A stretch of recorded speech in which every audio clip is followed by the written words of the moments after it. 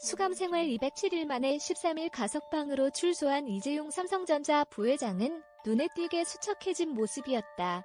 수감 전보다 체중이 13kg가량 줄었다고 한다. 흰 머리카락도 늘었다. 이 부회장은 출소 직후 국민 여러분께 너무 큰 걱정을 끼쳐드렸다. 정말 죄송하다며 고개를 숙였다.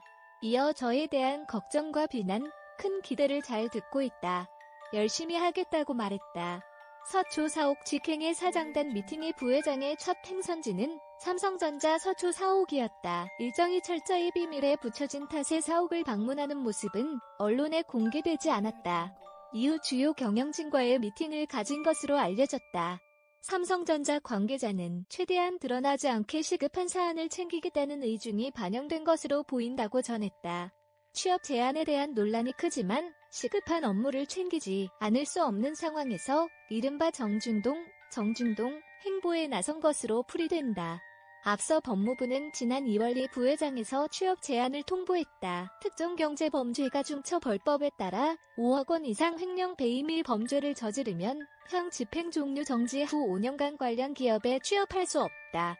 이 부회장은 삼성전자의 등기 임원이 될 수 없을 뿐 아니라 해외 출장에도 제약이 따른다. 이를 해소하려면 이 부회장 측이 법무부에 취업 제한 예외 승인 신청을 해야 한다.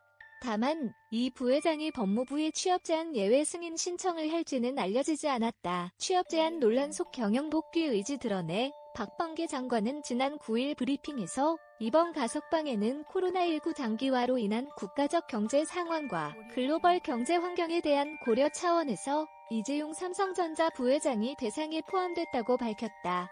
재계에서도 취업 제한 조치를 풀어줘야 한다는 건의가 잇따랐다. 하지만 경제개혁연대 등 시민단체들은 이재용 부회장이 삼성전자의 상근 부회장, 미등기 임원에서 비상근 부회장, 미등기 임원으로 근무 형태만 변경했을 뿐 여전히 삼성전자의 임원으로 있으면서 법무부의 취업 제한 통보에 응하지 않고 있다며 비판했다.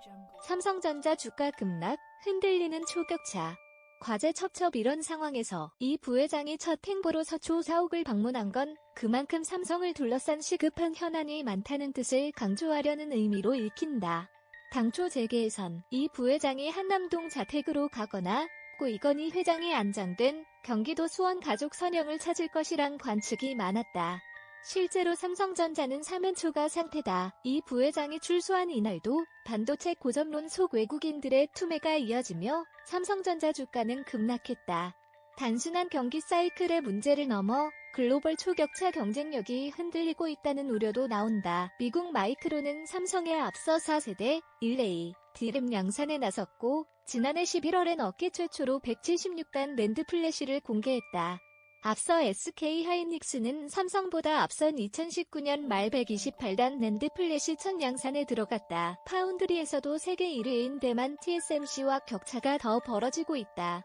삼성전자는 지난 5월 170억 달러, 약 19조 5천억 원을 들여 미국의 파운드리, 반도체 위탁 생산, 공장을 짓겠다고 발표했지만 4개월째 결정을 내리지 못하고 있다. 스마트폰 시장에선 중국의 추격이 거세다. 시장 조사업체인 카운터포인트 리서치, 카날리스 등에 따르면 올 2분기 삼성전자의 세계 스마트폰 시장 점유율은 18에서 19%였다. 애플을 제치고 2위에 오른 샤오미와 격차는 2%포인트에 불과하다.